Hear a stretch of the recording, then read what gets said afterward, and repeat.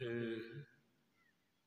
मंच पर विराजमान वंदनीय साधु समाज, पंडाल में विराजमान हमारे सत्संगी भाई बहन, सबों को मेरा नमन। अभी अभी हम आप भगवान श्री राम के शब्दों में सुने हैं, बड़े भाग्य मानुष तन पावा, सुर दुर्लभ सब ग्रंथ ही गावा, साधन धाम मोक्ष कर द्वारा, पाइन जहि परलोक समारा, सो परत्र दुख पावै, सिर धुनि धुनि पछताय, कालहि कर्म ही ईश्वर ही मिथ्या दोष लगाए। आप हम अच्छी तरह पहले से जानते हैं कि सभा में सबके सब हैं और भगवान कहते हैं, हे भाइयों, हे बहनों, जिस जीव को मनुष्य का तन मिल जाता है वह जीव बहुत बहुत भाग्यशाली हो जाता है। अब बाकी जीव क्या कहलावेगा? जिस जीव को मनुष्य का तन मिल जाता है वह जीव बहुत बहुत भाग्यशाली हो जाता है। तब और तन जीव जिसको मिलता है वह क्या कहलावेगा? तो भाग्यशाली का उल्टा होता है भाग्यहीन। यानी जिस जीव को मनुष्य तन नहीं मिलकर और तन मिलता है, चाहे देवता का ही तन क्यों न मिले, वह बहुत बहुत भाग्यहीन कहलाता है। हम आप भाग्यहीन, हम आप भाग्यशाली का प्रयोग भी गांव समाज में करते हैं। किसी किसी आदमी के लिए आप बोलते हैं, फलना बाबू बहुत बहुत भाग्यशाली, फलना बाबू बहुत बहुत भाग्यहीन। दोनों बाबू हैं, दोनों मनुष्य हैं। एक मनुष्य को आपने भाग्यशाली कहा तो कुछ देखा आपने, एक आदमी को भाग्यहीन कहा तो कुछ देखा आपने। क्या देखा जीवन में जो कह दिया आपने भाग्यशाली? क्या देखा आपने जीवन में कह दिया भाग्यहीन? कुछ देखा? तो भाग्य शब्द का माने पहले बुझिए। भाग्य शब्द का प्रयोग किस भाव के लिए होता है, किस भाव के लिए होता है? एक परिभाषा बना लीजिए। जिस चीज के मिलने से अधूरा काम पूरा हो जाए, बिगड़ा काम बन जाए, उसी चीज को भाग्य कहा जाता है। आप देखते हैं, आपका काम पैसा के बिना अधूरा पड़ा हुआ है, आपका काम पैसा के बिना बिगड़ा हुआ है, तो आपको पैसा मिल जाता है, अधूरा काम पूरा हो जाता है, बिगड़ा काम बन जाता है। तो मैंने परिभाषा की थी, जिस चीज के मिलने से अधूरा काम पूरा हो जाए या बिगड़ा काम बन जाए, उसी चीज को भाग कहते हैं। वह चीज जिसको मिल जाती है उस आदमी को भाग्यशाली कहते। फिर उल्टा दीजिए, भाग्यहीन। पैसा के बिना आपका काम अधूरा है, पैसा के बिना आपका काम बिगड़ा हुआ है। पैसा नहीं है ना तो काम अधूरा का अधूरा है, बिगड़ा का बिगड़ा है। तब उसके बारे में बोलते हैं, फलना आदमी बहुत भाग्यहीन है। वह आदमी खुद भी महसूस करता है हम भाग्यहीन हैं, इसीलिए हमको कुछ नहीं है। फलना तो भाग्यशाली है, इसीलिए सब कुछ है। मतलब है किसी का घर मकाना बढ़िया देखते हैं, साधन सवारी बढ़िया देखते हैं, भोजन पानी बढ़िया देखते हैं, और भी सुख सुविधा बढ़िया देखते हैं ना, तो आप कहते फलना भाग्यशाली है। क्या मिला था? सब कुछ हो गया तो कहेंगे मिला था पैसा। इसलिए मूल में पैसा ही भाग्य है। जिसको पैसा मिल जाता है बहुत, वह भाग्यशाली कहलाता है। जिसको पैसा नहीं है वह भागिन कहलाता है। यानी कहीं पैसा भी भाग कहलाता है। और आगे बढ़िए, कहीं पैसा तो है और पैसा भोगने वाला नहीं। तो वहां जिसको पैसा बहुत है और पैसा भोगने वाला नहीं है, उसका भीतर प्रसन्न रहता है। जब अपने नौकर चाकर को देखता है बाल बच्चे के साथ किलकारी मारते, उसको चोट आती है। हमको भी रहता बाल बच्चा, हमको भी रहता बाल बच्चा। उदाहरण के रूप में आप लोग टाटा को जानते हैं, रतन टाटा को जानते हैं। ना एक को बेटा ना एक को बेटी। बेटा हो बेटी हो उपाय पत्तर किए होंगे कि नहीं? सब उपाय पत्तर किए होंगे, लेकिन ना बेटा हुआ ना बेटी हुई। अरब खरब भोगने वाला नहीं, पापा कहने वाला नहीं, मम्मी कहने वाला नहीं। सब कुछ रहते उदास निराश। यहाँ वो धनी मानी, धन के माने में भाग्यशाली है, लेकिन संतान के माने में भागहीन है। नौकर चाकर पैसा के माने में भागहीन है, लेकिन बाल बच्चा के माने में भाग्यशाली। आगे बढ़ा लीजिए, पैसा बहुत है, बालो बच्चा है, पद नहीं है तो प्रतिष्ठा नहीं मिलेगी। जब प्रतिष्ठा नहीं मिलती है ना, लगता है धन किस काम का, लगता बाल बच्चा किस काम का। तो प्रतिष्ठा भी कहीं भाग कहलाती है, पद भी कहीं भाग कहलाता है।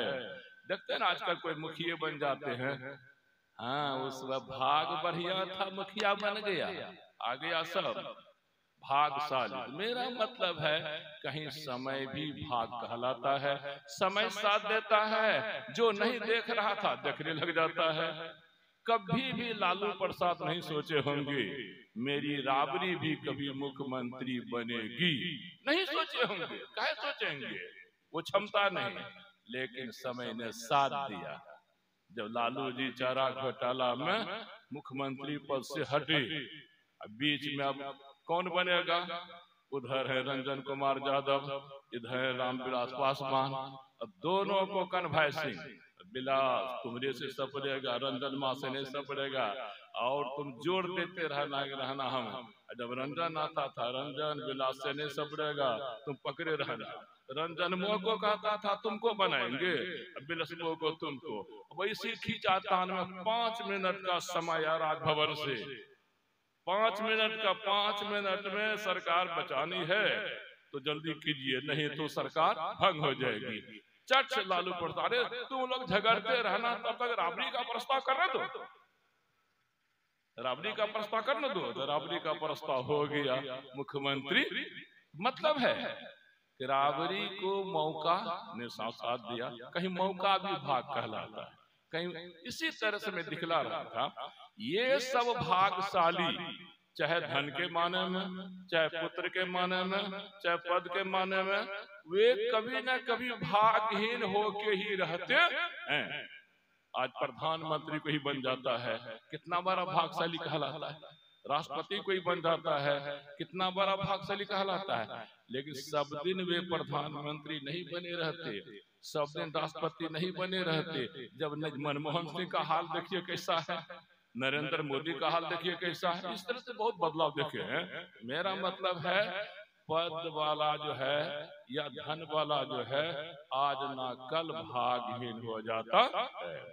लेकिन भगवान राम कहते हैं जिस जीव को मनुष्य का तन मिल जाता है वह बहुत बहुत भाग्यशाली हो जाता है। अरे देवता का तन भी मिलता तो क्या होता है?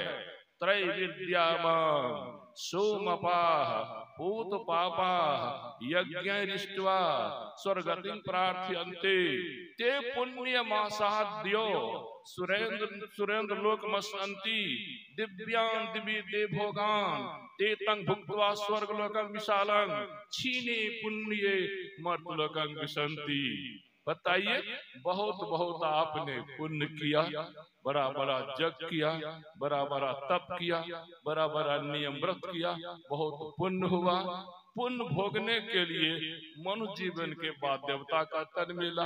भगवान कहते हैं वो पुण्य का भोग जब खत्म होता है तो फिर देवता का तन छीन लिया जाता है। बाकी पुण्य खत्म हो गया तो बचा क्या? पाप बचा। तो गता गतं काम कामा लभन्ते, उन पापों को भोगने के लिए उनको नरकों के जीवन में 84 लाख के जीवन में जाना पड़ता है।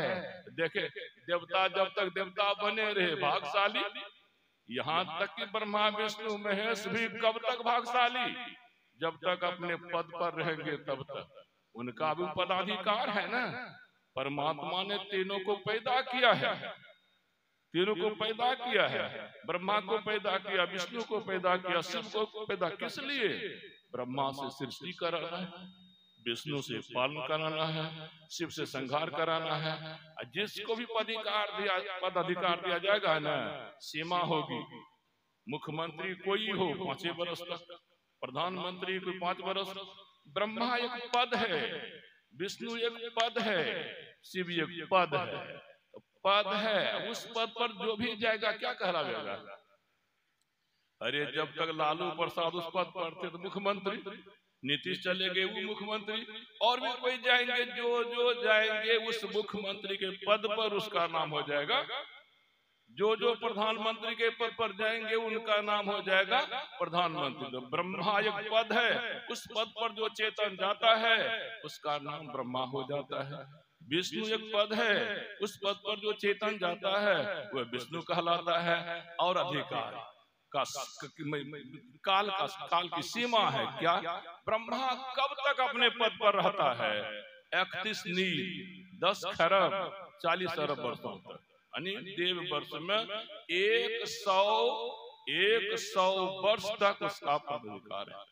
यानी 31 नील 10 खरब 40 अरब बीतने के बाद वह ब्रह्मा का पद उस चेतन को छोड़ना पड़ेगा, बाकी के जीवन में जाना पड़ेगा।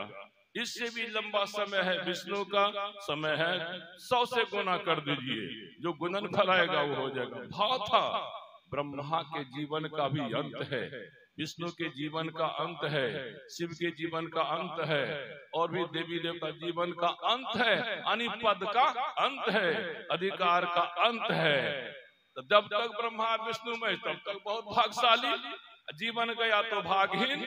वह कौन सा पद मिले जिससे कि कभी पद का अंत ही नहीं हो, कभी अधिकार का अंत नहीं हो, सब दिन भागशील बना रहे? वह पद है परम पद, परमात्म पद। परम पद पर कौन जाता है? परमात्म पद पर कौन जाता है? जो जीव मनुष्य के तन में रहता है। लेकिन कब? मनुष्य तन देने के बाद भगवान ने इनका जो काम निश्चित किया है वह काम करेगा तब, वैसे नहीं। मेरा मतलब है मनुष्य का तन भी एक भाग्य है। जैसे पहले मैंने कहा धन भी भाग है, पुत्र भी भाग है, पद भी भाग है, उसी तरह मनुष्य का तन भी भाग है। यह ऐसा भाग है, यह ऐसा भाग है, मनुष्य का तन ऐसा भाग है कि परमात्मा को प्राप्त करा देगा। और सब जो भाग हुए थे न, वे नरक 84 से नहीं बचा सके। इसीलिए भगवान राम ने कहा था, क्या कहा था? बड़े भाग मानुष तन पावा। हे भाइयों, हे बहनों, तुम लोग मनुष्य के तन में हो, इसीलिए जानो कि तुम बहुत भागशाली हो। जिन देवी देवता की तुम लोग पूजा करते हो, जो जग तप नियम व्रत करते हो, जग तप नियम व्रत कोई भी करोगे उसके माध्यम से किसी न किसी देवी देवता की भक्ति पूजा करनी होगी। देवी देवता की भक्ति पूजा करोगे, बहुत होगा तो मरने के बाद देवी देवता बनोगे। देवी देवता बनोगे, हानि क्या होगी अब सुनो। मनुष्य बने रहोगे तो लाभ क्या होगा सुनो। कृष्ण के रूप में फिर बोलते हैं,